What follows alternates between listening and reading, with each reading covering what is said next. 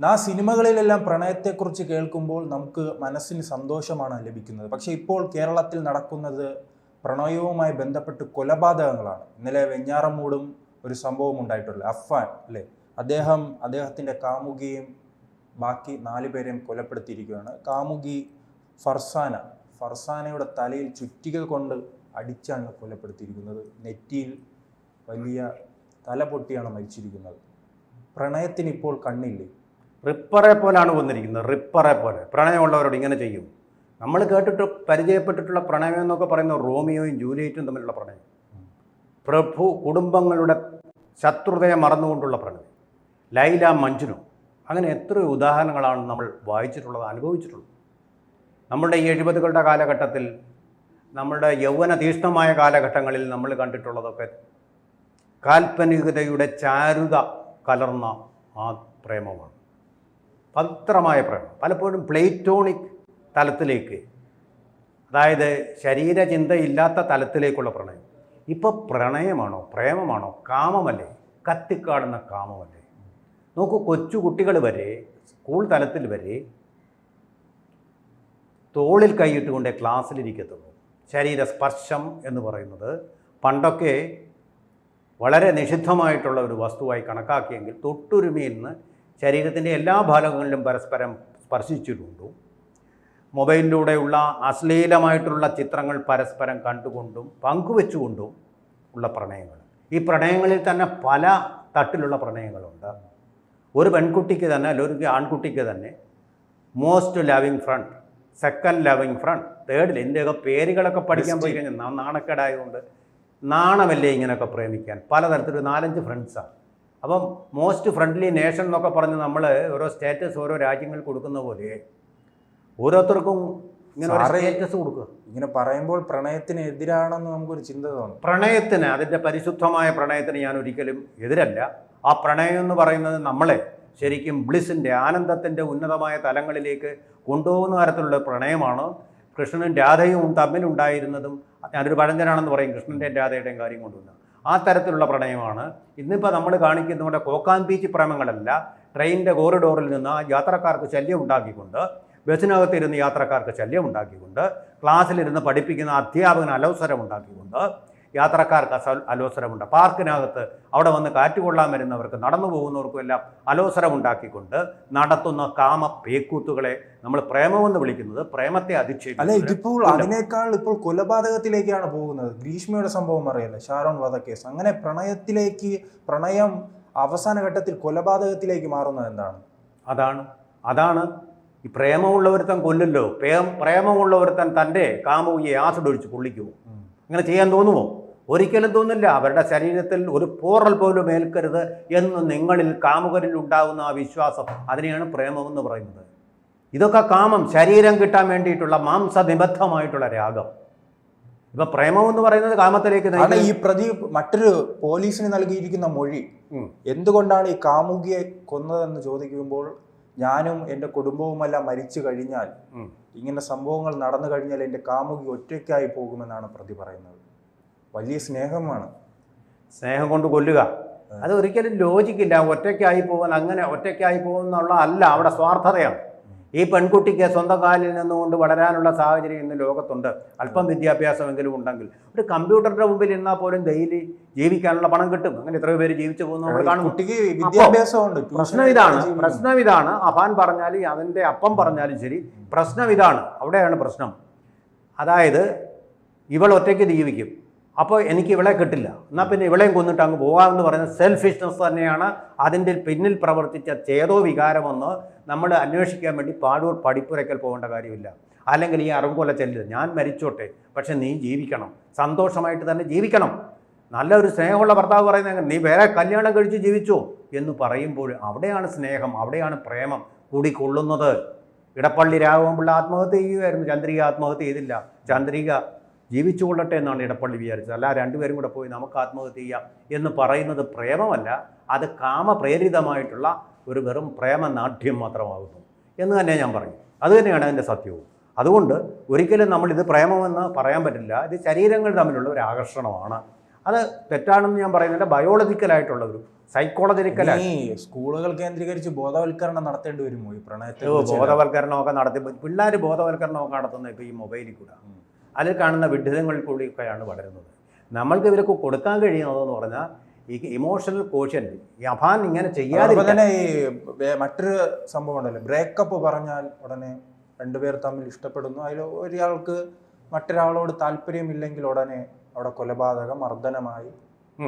പിന്നെ ഇവർ തമ്മിലുള്ള ഒരുമിച്ച് എപ്പോഴെങ്കിലും എടുത്ത ചിത്രങ്ങൾ കാണുമല്ലോ, അത് പുറത്തുവിടുമെന്ന് കാട്ടി ഭീഷണിപ്പെടുത്തുന്നതായി. എന്താണ് കേരളത്തിൽ സംഭവിക്കുന്നത്? അതൊക്കെ മൃഗീയമായ വാസനകളാണ്. ശരീരത്തിൻ്റെ ആ മനുഷ്യൻ്റെ തലത്തിലേക്ക് വരുന്ന സൈക്കോളജിക്കലായിട്ടുള്ള ലെവലിലുള്ളതല്ല. ബയോളജിക്കൽ തലത്തിൽ മൃഗങ്ങൾ തമ്മിൽ, ഇപ്പോൾ നായ്ക്കൾ തമ്മിൽ ചേർക്കാറില്ല. നായ്ക്കൾ തമ്മിൽ നമ്മുടെ മുമ്പിൽ വന്നു കഴിഞ്ഞാൽ നമുക്കത് അലോസരം ഉണ്ടാക്കുന്നത് പോലെ അലോസരമാണ് ചിലപ്പോൾ ഈ പെൺകുട്ടികളും ആൺകുട്ടികളും തമ്മിൽ കാണിക്കുന്ന ഈ പേക്കൂത്തുകൾ കാണുമ്പോൾ മാന്യമായിട്ട് അതിൽ സഞ്ചരിക്കുന്ന സംസ്കാര സമ്പന്നരായിട്ടുള്ള ആൾക്കാർക്ക് തോന്നുന്നത്. അത് കണ്ടുകൊണ്ട് ആസ്വദിക്കാൻ ആർക്കും തോന്നുകയില്ല. ഒരു വല്ലാത്ത അറപ്പാണ് ഉളവാക്കുക, അല്ലേ? അതേ സ്ഥിതി തന്നെയാണ് മൃഗങ്ങൾ തമ്മിലും ഇങ്ങനെ ഇടചേരാറുണ്ട്. അതുപോലെ മനുഷ്യർക്ക് ചെയ്യാൻ പാടുണ്ടോ? മനുഷ്യനെ പിന്നെന്തിനാ ഇത്രയും വിവരവും വിദ്യാഭ്യാസവും ഒക്കെ ചെയ്ത് ശിക്ഷിത പടുവായിട്ട് ദൈവം ഇങ്ങനെ ആക്കിയിരിക്കുന്നത്? ദൈവം അല്ലെങ്കിൽ നമ്മൾ തന്നെ, നമ്മൾ ഈ കമ്പ്യൂട്ടർ വിജ്ഞാനവും AI വിജ്ഞാനവും ഒക്കെ ആർജിച്ചിരിക്കുന്നത് എങ്ങനെ? അവരിൽ നിന്ന്, മൃഗങ്ങളിൽ നിന്ന് വ്യത്യസ്തരാകാൻ വേണ്ടിയിട്ടുള്ള ഉപാധികളല്ലേ ഇത്? എന്നിട്ട് മൃഗങ്ങളെ പോലെ നമ്മൾ വീണ്ടും പെരുമാറി തുടങ്ങിയ അതിനെയൊക്കെ നമ്മൾ പ്രേമമെന്ന് പേരിട്ട് വിളിക്കുന്നത് പ്രേമത്തോട് ചെയ്യുന്ന വലിയൊരു അപരാധം തന്നെയാണ് എന്നുള്ള കാര്യത്തിൽ എനിക്ക് സംശയമില്ല. പ്രേമം തന്നെയായിരിക്കണം, നിരുപാധികമായിട്ടുള്ള പ്രേമം. അതോടൊപ്പം തന്നെ അടുത്ത യുവതലമുറയിൽ ഇത്തരം മയക്കുമരുന്ന് അടക്കമുള്ള അതൊരു പ്രധാന ലഹരിയുടെ അമിതമായ ഉപയോഗമായിരിക്കുമോ ഇത്തരം അഗ്രസീവ് സ്വഭാവത്തിലേക്കും? സാർ ആദ്യം സൂചിപ്പിച്ചതുപോലെ എനിക്ക് കിട്ടിയില്ലെങ്കിൽ പിന്നെ ആർക്കും കിട്ടണ്ട, അത് പിന്നെ ഈ ഭൂമിയിൽ വേണ്ട എന്ന രീതിയിലുള്ള ചിന്തിക്കാനുള്ള കാരണം ഈ പ്രശ്നമായിരിക്കുമോ? തീർച്ചയായിട്ടും അത് തന്നെയാണ്. അതൊരു വലിയ പ്രശ്നം തന്നെ. സ്വാർത്ഥത, സെൽഫിഷ്നെസ് വളരെയധികം കൂടിയിട്ടുണ്ട്. ഞാനില്ലെങ്കിൽ പിന്നെ ആരുമില്ല, ആരും അങ്ങനെ ജീവിക്കണ്ട എന്നുള്ളതാണ്. ഈ അമ്മുമ്മ എന്തിനാകുന്നത്?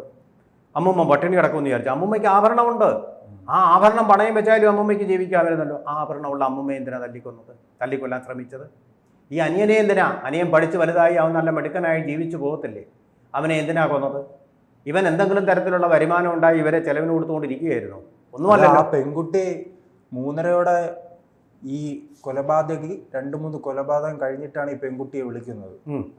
അങ്ങനെയാണ് ഈ പെൺകുട്ടി ഈ പയ്യനോടൊപ്പം ഇറങ്ങി പോകുന്നത്. അങ്ങനെ വിശ്വസിച്ച് ഇറങ്ങിപ്പോയ ഒരു പെൺകുട്ടിയാണ് തലക്കടിച്ച് കൊലപ്പെടുത്തിയിരിക്കുന്നത്. ചതിയൻ, റിപ്പറോ ഇവൻ. ചുറ്റിയ കൊണ്ട് അടിക്കുമ്പോൾ തല്ലിൻ്റെ എല്ലും കൂടെ ഓരോന്നായിട്ട് എല്ലായിട്ട് പൊട്ടും, മസ്തിഷ്കത്തിലേക്ക് ചെന്ന് പതിക്കും ഈ മർദ്ദങ്ങളൊക്കെ. അപ്പോൾ എന്തുമാത്രം വേദനയാണ്. വേദനയുടെയൊക്കെ ആ കേന്ദ്രം, ആ എന്താ പറയുന്നത്, അതിൻ്റെ നാഡീ കേന്ദ്രമാണിത്. വേദനയുടെ ആ ക്ഷമത ഏറ്റവും കൂടുതലുള്ള പ്രദേശമാണിത്. അവ ഏറ്റവും കൂടുതലായിട്ട് അനുഭവപ്പെടുന്നത് അവിടെ ഓരോന്നും പതിക്കുമ്പോഴാണ്. മറ്റ് ശരീരഭാഗങ്ങളിലെല്ലാം വരുന്ന വേദനകൾ കേന്ദ്രീകരിക്കുന്ന പ്രദേശമാണ്. അവിടേക്ക് തന്നെ ഈ നേരിട്ട് വേദനകൾ ചെല്ലുമ്പോൾ അനുഭവിച്ച വേദനയുണ്ടല്ലോ, മഹാവേദന, ആ ദുരന്തം ഒരിക്കലും മാപ്പ് കിട്ടാത്ത ഒരു മഹാപാപമാണ് ഈ അഫാൻ ചെയ്തു കൂട്ടിയിരിക്കുന്നത്. പെൺകുട്ടി തെറ്റ് എന്താണ്? വിളിച്ചപ്പോൾ ഇറങ്ങി വന്നു എന്നുള്ള തെറ്റാണ്. അത് മറ്റു കാമുകിമാർക്കുള്ള ഒരു മുന്നറിയിപ്പാണ്. കല്യാണം കഴിക്കാത്ത ആൺപിള്ളേർ വിളിച്ചുകൊണ്ട് പോകുന്നിടത്തെല്ലാം നിങ്ങൾ ചെല്ലരുത്, അച്ഛനെയും അമ്മയും വകവെക്കാതെ അവർക്ക് ഇങ്ങനെയുള്ള ദുഃഖം നൽകിക്കൊണ്ട് നിങ്ങളിങ്ങനെ പോകരുത് എന്നുള്ളൊരു വാണിംഗ് കൂടാ. ഇങ്ങനെ ചിരിച്ചുകൊണ്ടിരിക്കും, സുമുഖനായിരിക്കും, സുന്ദരനായിരിക്കും. പക്ഷേ വെളിപ്പാടുകൾക്ക് പുറകെ നിങ്ങൾ പോയാൽ ഇങ്ങനെയുള്ള ചതിപ്പാടുകളും ചതിക്കുഴികളും നിങ്ങളെ തേടി ഇരിപ്പുണ്ടെന്നും നല്ലതായിട്ട് മനസ്സിലാക്കുക. പിന്നെ കടന്ന് കരഞ്ഞിട്ടും നെഞ്ചത്തിട്ട് അലച്ചിട്ടും കാര്യമൊന്നുമില്ല. അച്ഛനും അമ്മയും ദിവസവും ഒരു നേരമെങ്കിലും സന്ധ്യാപ്രാർത്ഥന പോലെ ഈ കാര്യങ്ങൾ പറഞ്ഞു കൊടുക്കേണ്ടതായിട്ടുണ്ടെന്നാണ് എനിക്ക് തോന്നുന്നത്. ഈ സാറ് സൂചിപ്പിച്ചതുപോലെ അപ്പോൾ ഇതൊരു മാതാപിതാക്കളുടെ തെറ്റുണ്ടോ? ഒരാൾ പ്രണയിക്കുമ്പോൾ അവർക്ക് എന്ത് ചെയ്യാൻ കഴിയും? ഇപ്പോൾ ഒരു മകൾ പോയി ഇഷ്ടപ്പെടുകയാണ്, ഈ രക്ഷിതാക്കൾക്ക് എന്ത് ചെയ്യാൻ പറ്റും?